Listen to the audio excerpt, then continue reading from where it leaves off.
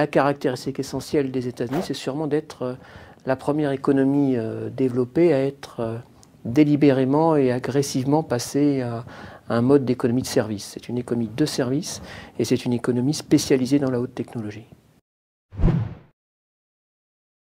Alors je crois, sans me tromper, qu'ils sont toujours le premier exportateur mondial ou le deuxième, juste derrière l'Allemagne, mais ils sont en tout cas le premier importateur mondial. C'est pour ça qu'en effet, quand on parle du commerce international et qu'on parle des flux commerciaux et des États-Unis, on met toujours en avant leur déficit.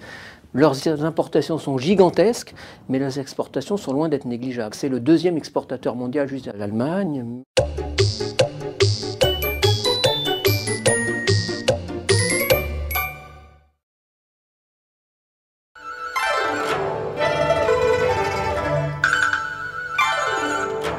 Il faut faire la part des choses. D'une part, vous avez le même PIB.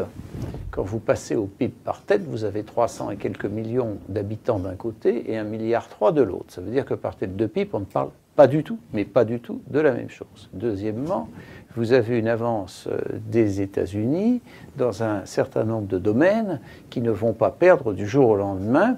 Alors c'est vrai en matière de défense, c'est vrai en matière d'électronique, c'est vrai en matière de finance, c'est vrai en matière de recherche-développement, qui touche non seulement l'électronique, mais tout ce qui sont les biotechnologies, etc.